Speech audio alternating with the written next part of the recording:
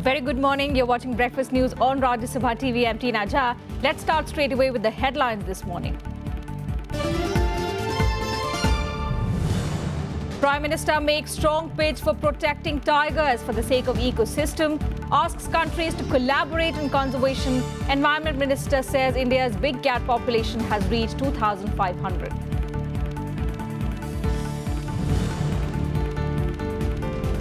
Supreme Court reprimands Centre for delay in releasing Manrega funds for drought-hit states. BCCI to reply to Bombay High Court on shifting IPL venue out of Pune.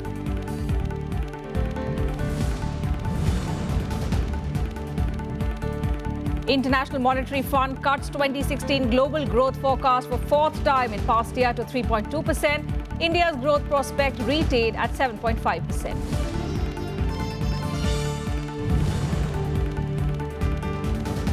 Death toll in Kollam temple tragedy rises to 112.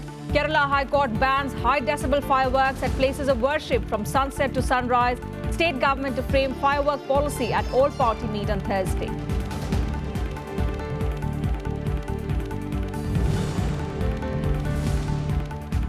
An army orders probe into killing of two youngsters and firing in Handwara. Jammu and Kashmir police register case.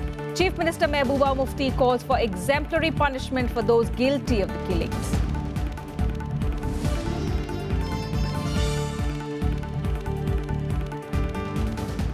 Prime Minister Narendra Modi has called on for protecting tigers for the sake of ecosystem and well-being of humanity. The Prime Minister was addressing the third Asia Ministerial Conference on the tiger conservation in New Delhi yesterday. He appealed the tiger range countries to collaborate on issues related to tiger conservation and to put an end to tigers poaching as well as trafficking. Making a strong pitch for tiger conservation, Prime Minister Narendra Modi on Tuesday called for protecting the tiger for the sake of ecosystem, saying it was an imperative and not a choice. Speaking at the inaugural session of the three-day Asia Ministerial Conference on Tiger Conservation, the Prime Minister called for international collaboration and pledged India's support to the cause. I would like to emphasize that conservation of tiger is not a choice. It is an imperative. I would also like to emphasize that regional cooperation is essential for combating wildlife crime. In this conference, let us resolve to work together to protect the tiger and his space. India is committed to engage with all tiger range countries for this purpose. Noting that tiger habitats have reduced drastically across tiger range countries, the Prime Minister said the situation has been aggravated by the ongoing trafficking of the animal. He asked countries to join hands to check the menace of massive international poaching. He also announced that India will adopt the Statute of South Asia Wildlife Enforcement Network to fight wildlife crimes. Several protocols for smart patrolling and tiger monitoring have been evolved. Radio telemetry is also being promoted to monitor tigers. The Prime Minister also stressed on conserving forests, saying that forests and wildlife are inseparable from each other. He said destruction of wild animals and forests was one of the important causes of climate change. Forests are inseparable from wild animals. Both are mutually complementary. Destruction of one leads to destruction of other. This is an important cause of climate change which is now affecting us adversely in many ways. This is a global phenomenon which all of us are grappling with. Also speaking on the occasion, Environment Minister Prakash Javadekar said tigers' population was up to nearly 2,500 and that zero-tolerance policy was being adopted for tiger poachers. More than 700 tiger experts, scientists, managers and other stakeholders from all tiger range countries will discuss issues related to tiger conservation during the three-day event. Bureau Report, Rajya Sabha TV. So tiger conservation is not a choice but an imperative. That's what Prime Minister Modi has urged the international community to collaborate on tiger conservation. Moving on, after 2 successive years of deficient rainfall, the monsoon is expected to be above average this year. The forecast was made by the Indian Meteorological Department yesterday, ushering in the much-needed hope among people reeling under severe drought conditions. A good monsoon means a substantial increase in farm production, boosting agricultural as well as economic growth. Amid prevailing drought and severe drinking water crisis in many parts of the country, the Meteorological Department brought in the much-needed good news. The monsoon this season is likely to bring very good rainfall. Making its first forecast for this monsoon season, the IMD announced that rainfall in the 4-month period of June to September is likely to be 106% of the long period average. Rainfall over country as a whole for the 2016 southwest monsoon season, that is from 1st June to 30th September 2016, is likely to be above normal. And when I say above normal, it is between 104% to 110% of long period average. The forecast is likely to bring widespread cheer in the country, which is reeling under a drought after 2 successive years of highly deficient rainfall during monsoon season.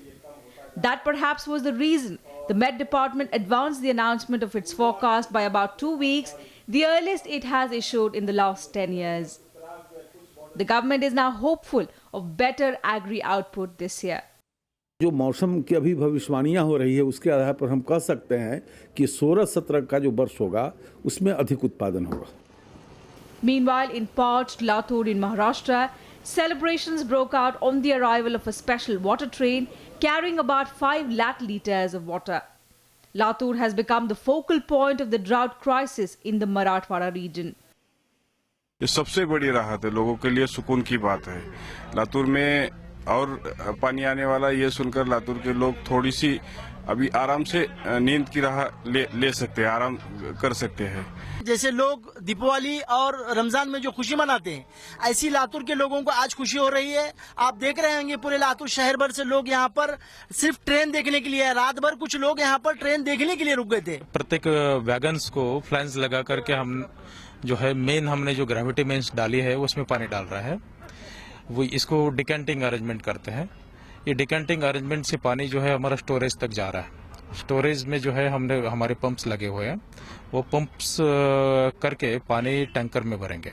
Tanker से water treatment plant तक जाएगा 2 kilometre की दूरी पर, वहां treat होकर के public को मिलेगा. But in view of the severe drought conditions in other states, the Supreme Court reprimanded the centre for its delay in releasing funds for Manrega to these states.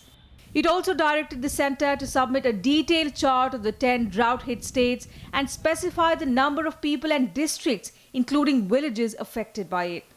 The 2-judge bench also indicated that it might appoint a commissioner to monitor the government's drought relief work in the affected states. Bureau Report, Rajya Sabha TV. And in the wake of the drought situation in Maharashtra, the BCCI will respond to the Bombay High Court's question whether IPL matches can be shifted out of Pune owing to the water crisis. During the hearing of petitions seeking shifting IPL venues outside Maharashtra, the High Court sought a reply today. The BCCI has assured the High Court that it will use sewage-treated water at stadiums in Mumbai and Pune to maintain the pitches. 9 IPL matches would be played in Pune and 8 in Mumbai. 1 out of the 8 matches has already been held in Mumbai. The High Court had pulled up the BCCI during the last hearing on the use of large quantities of water for ground maintenance. So the first question was as to whether the BCCI is willing to supply the quantum of water that has been used by them till now to the drought-hit areas. Second question posed was whether what is the quantum of funds donation that the BCCI is willing to make to the drought relief fund. And the third question was whether they can consider shifting a few matches out of Maharashtra. The court has come down heavily on them today as well, stating that are funds more important to you than human lives? Then the government should take an action, to give a decision that IPL cannot happen. It is within the purview of the government to reject in times of crisis any activity in the state. Our reply is that we are using sewage water, which is treated. So, but So the there earlier is water no, which you have used, that is non-potable water. so the earlier water which have you used? We have used is only one match so far. BCCI ने बड़ा स्पष्ट किया है कि ना हम कोई portable पानी लेंगे जिसके ग्राउंड के रखरखाव के लिए इस्तेमाल किया जाए। मुंबई क्रिकेट एसोसिएशन ने जो सीवरेज ट्रीटेड पानी है उसके इस्तेमाल की बात कही है और हमने कोर्ट में स्पष्ट शब्दों में कहा है कि हम किसी भी तरह से ऐसे पानी का इस्तेमाल नहीं कर रहे जो लोगों के पीने के लिए हो या जिसको टैंकर से लाकर इस्तेमाल किया जाए। हम उस पक्ष में नहीं हैं। It's not even halfway through April and the mercury levels are soaring across many parts of the country. The most affected region is Telangana, where the Met Department has issued a heat wave and dry weather warning over the next 2 days. Most places in the state are likely to record maximum temperature between 40 and 45 degrees Celsius. On Tuesday, the highest maximum temperature of 44 degrees Celsius was recorded at Nalgonda and Ramagundam. In neighbouring Andhra Pradesh, the highest maximum temperature of 43 degrees Celsius was recorded at Tuni and Kurnool. Heatwave conditions have already claimed over 110 lives, both in Telangana and Andhra Pradesh this season. While 66 people have died in Telangana, 45 deaths have been reported from Andhra Pradesh. Even in parts of northern India, the blistering heat conditions have set in, much to the inconvenience of people. अप्रैल चल रहा है। अप्रैल महीने में जब माँ गंगा एकदम चली गई है पेट में, तो अभी मई जून बाकी है। सूरज की किरणों के बारे में तो 11 बजते बजते यहाँ पे कोई घाटों पे दिखाई नहीं दे रहा आदमी, एकदम सन्नाटा छाया हुआ है यहाँ पे। यही साल ऐसा हुआ, अगला साल तो बहुत दिन पानी था, इस बार तो देखिए इसी महीना से पूरा सूख गया पानी। Shifting focus, the International Monetary Fund has cut its 2016 global growth forecast for the fourth time in the past year to 3.2%. The reason it cited was China's slowdown, persistently low oil prices and chronic weakness in advanced economies. This forecast was down from 3.4% projected in January. The IMF, however, retained its 7.5% GDP expansion forecast for India in 2016 as well as 2017. However, it asked the government to cut down subsidies, initiate labour reforms and dismantle infrastructure bottlenecks to sustain stronger growth. In 2015, India's growth was 7.3%, which would increase to 7.5% in the next 2 years of 2016 and 2017. The IMF, however, upgraded its China growth forecast by 0.2 percentage points for this year and the next to 6.5% and 6.2% respectively. China clocked 6.9% growth in 2015 when India had recorded a 7.3% expansion. The New World Economic Outlook anticipates a slight acceleration in growth in 2016 relative to 2015 to 3.2% rate of growth, followed by a further acceleration to 3.5% in 2017. However, these projections continue to be progressively less optimistic over time. Calling the amount of outstanding loans in the names of corporates and individuals as mind-boggling, the Supreme Court has told the RBI that it was in favour of making these amounts public. The two-judge bench said this as the RBI gave it a list of defaulters with the pending amounts against their names in a sealed cover. The RBI, however, opposed the Apex Court's suggestion, quoting the confidentiality clause. The Supreme Court has favoured making public the total amount of outstanding loans given by banks to various individuals and entities. The amount runs into lakhs of crores of rupees as per the information provided to the Apex Court by the RBI. A bench comprising Chief Justice T.S. Thakur and Justice R. Bhanumati said the information provided by the central bank makes out for a case as the amount involved was quite substantial. However, Reserve Bank of India opposed this, saying there was a confidentiality clause and the figure will have its own impact if it's disclosed. The bench has now said it will examine if the total amount of defaulting loans running into crores of rupees can be disclosed. It has also asked parties involved to frame various issues that could be debated. The bench also expanded the scope of the PIL, impleading the Finance Ministry and the Indian Banks Association as parties. The matter has been posted for further hearing on 26th of April. Court ने उनसे ये बोला कि भाई तुमने क्या scheme निकाली है जिससे कि तुम ये इंश्योर कर सको कि आगे से कम इस तरह के रेकलेस लेंडिंग नहीं हो पाएगी, यानी कि जिनके पास वापस करने का पैसा नहीं है, जो बोगस कंपनियां हैं जो पहले डिफ़ॉल्ट कर चुकी हैं उनको फिर से पैसा दे दिया जाता है, सैकड़ों करोड़ दे दिया जाता है। इसको रोकने के लिए तुमने क्या किया है? और उन्होंने ये भी टिप्पणी करी कि एक छोटे छोटे किसान जो हैं उनको थोड़ा सा अगर डिफ़ॉल्ट हो जाता है, तुम लोग तो उनकी ज़मीन वमीन बेच देते हो, और यहाँ पर इतने बड़े बड़े लोग जिन्होंने हज़ारों करोड़ ले रखे हैं वो लोग पैसे पे पैसा लेते रहते हैं, उनका कुछ नहीं होता। इसका तो कुछ करना पड़ेगा। The court also expressed surprise that no concrete steps had been taken for the recovery of such loan from defaulters, and that is the bigger question here. Stringent steps must be initiated for recovery of such loans, and this must be done now. Bureau Report, Rajya Sabha TV. And time now to take a look at what else made news across the country in our segment Nationwide. The centre has sought Delhi government's cooperation in implementing the 8 link road projects worth 30,000 crore rupees that seeks to decongest the national capital. These plans are related to major highway projects including eastern and western peripheral expressways. Delhi Chief Minister Arvind Kejriwal and Transport Minister Gopal Rai met Union Highways Minister Nitin Gadkari in this regard. Kejriwal also sought the centre's cooperation for the odd-even scheme starting 15th April. The UGC has relaxed norms allowing students 8 years instead of present 6 to complete PhD and 3 years instead of 2 to complete MPhil degrees. This is to boost the entry of women and the differently abled in the fields of research. In addition, women candidates will also be provided maternity, childcare leave for up to 240 days in the entire duration of their MPhil or PhD degrees. Also, candidates who have registered for MPhil or PhDs prior to 11 July 2009 will be exempted from clearing the NET exam.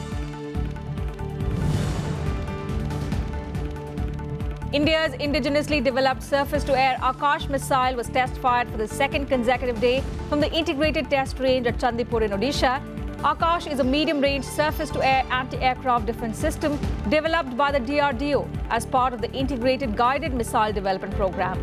The missiles have a strike range of 25 kilometers and capability to carry warhead of 60 kilograms. They can fly at supersonic speed ranging from 2.8 Mach to 3.5.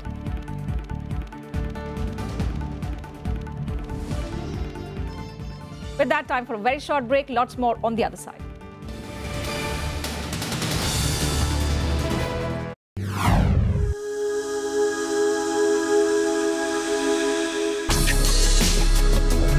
Tales that inspire. Stories of social change. A salute to diversity. Promoting public discourse. Events that motivate, inspiring the innovative spirit. Watch Rajya Sabha television documentaries on Rajya Sabha television.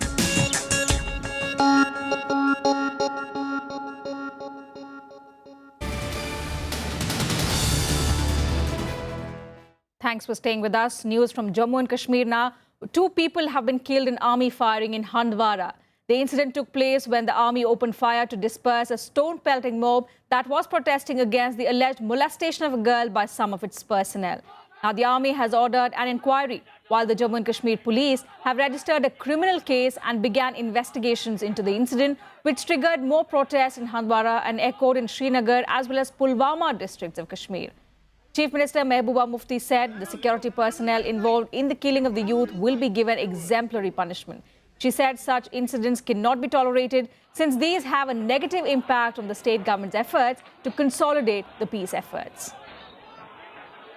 There was an allegation that a girl had been misbehaved by one of the force personnel who was deployed there in Handwara town, after which a crowd assembled around the bunker and they tried to ransack it and set it on fire.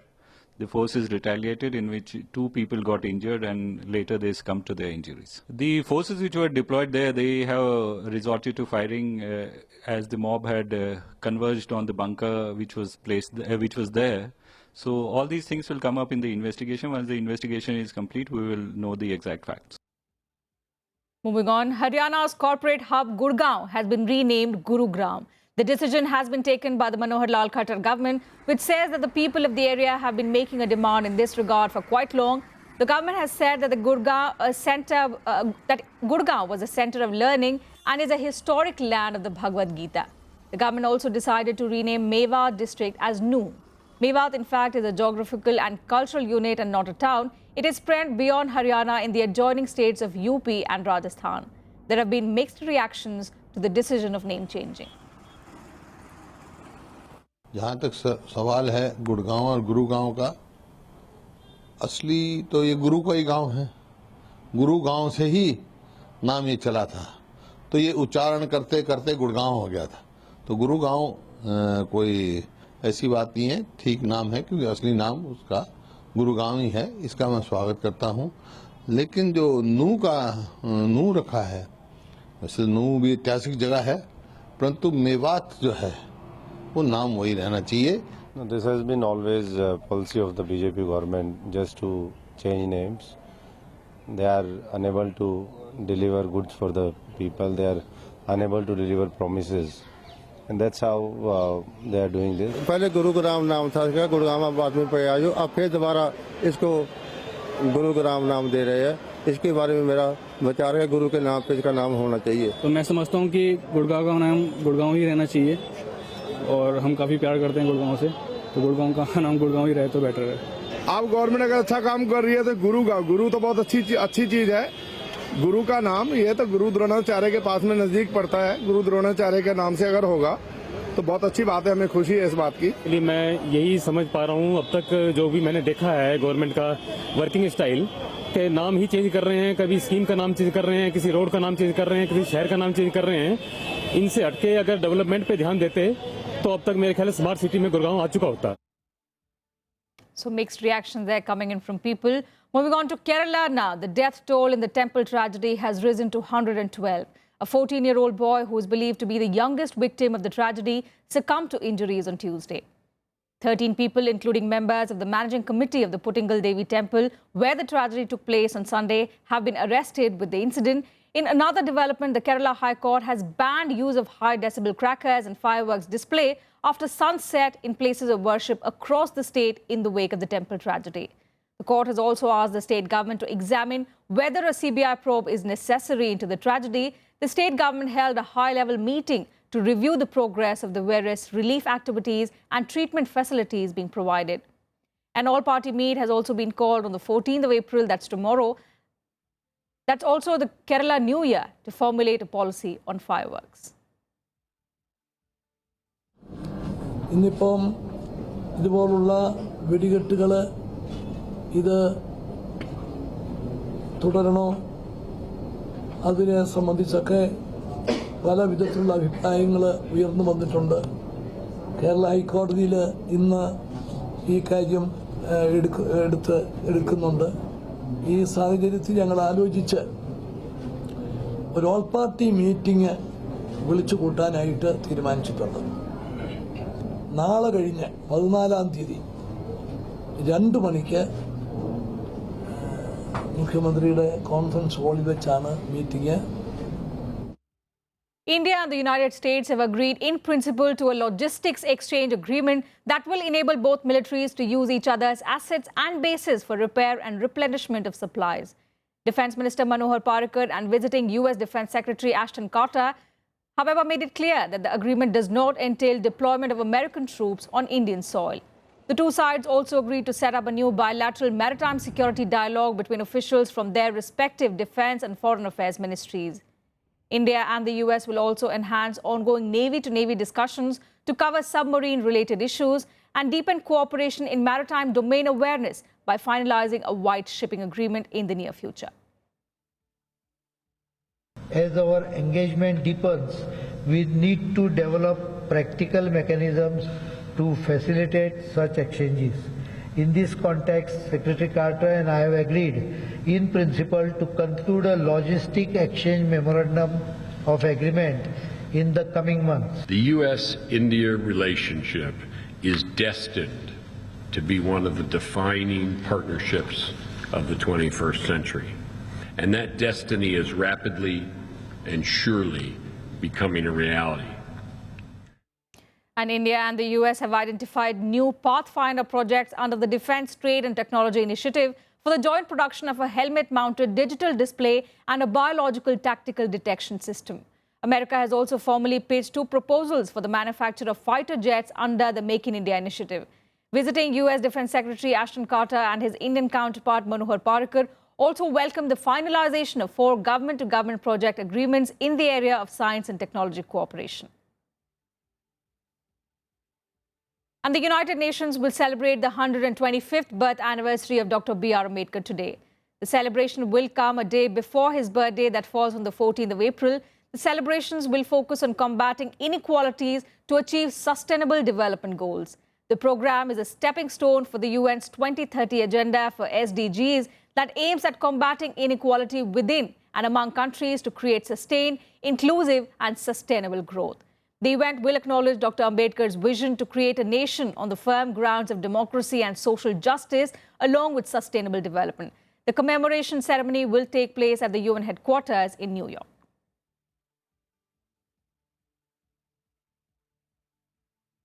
And news from Brazil now, where President Dilma Rousseff, who is facing impeachment by Congress, has denounced a conspiracy to overthrow her, suggesting that Vice President Michel Temer is one of the leaders of the plot. A congressional committee on Monday recommended to the lower house that Rousseff be impeached for breaking budget laws to support her re-election back in 2014, a charge that Rousseff says was trumped over to remove her from office. Temer has denied plotting against Rousseff, though his aides say he has been preparing in case he has to step into her shoes so that he can restore confidence in the country. Rousseff is struggling to avoid impeachment, and her government is largely paralyzed as Brazil, the world's 7th largest economy, faces a deep recession and a historic corruption scandal while it prepares to host the Olympic Games in August this year. Não há crime de responsabilidade, mas tenta dar uma aura jurídica ao golpe constitucional que tentam praticar. Ontem ficou claro que existem, sim, 2 chefes do golpe que agem em conjunto e de forma premeditada. And some more international stories in this quick world wrap. Around 700 asylum seekers from the Middle East have been relocated from a makeshift shelter at the port of Piraeus in Greece to a nearby refugee camp. The relocation mainly targeted Syrians, Afghans and Yazidi people who escaped the oppression of the Islamic State group. Other asylum seekers say they're also interested in moving into a refugee camp. The number of asylum seekers stranded at the port has now dropped to 3,800 after the relocation, according to the Hellenic Coast Guard. The United Nations has begun the formal process of finding a successor to Secretary General Ban Ki-moon, whose term expires at the end of 2016. A candidate for the post, Antonio Guterres, praised the organization for its excellent demonstration of transparency following his presentation to representatives of the General Assembly. In a departure from 70 years of secrecy, candidates for United Nations Secretary General will this week make campaign-style pitches to the General Assembly as it hopes to influence the private Security Council poll that picks the winner.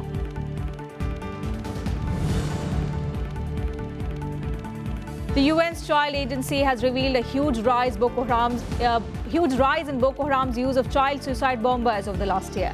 According to the World Peace Body, 1 in 5 suicide attacks are carried out by children in Cameroon, Nigeria and Chad. Girls are often drugged and used as tools by militants. According to UNICEF, nearly 1.3 million children have been forced from their homes across 4 countries: Cameroon, Chad, Nigeria and Niger.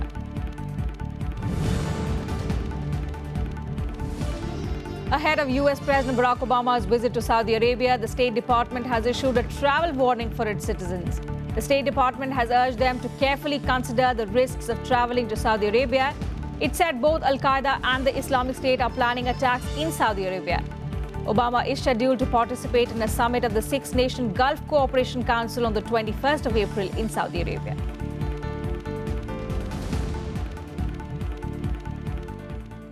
And on the sports front, after thrashing arch rivals Pakistan on Tuesday, India will take on defending champions New Zealand in the Sultan Azlan Shah Cup today. India produced its best performance of the tournament in the 5-1 victory over Pakistan.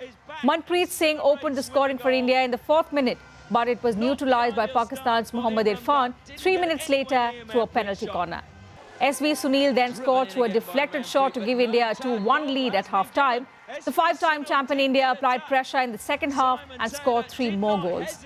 Sunil scored his second goal in the third quarter, followed by goals from Talvinder Singh and Rupinder Pal Singh in the last quarter.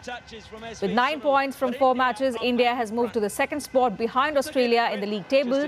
New Zealand, who lost to Australia by a narrow 0-1 margin in yesterday's encounter, are third with 8 points. And that's it from us in this bulletin. Thanks for your time.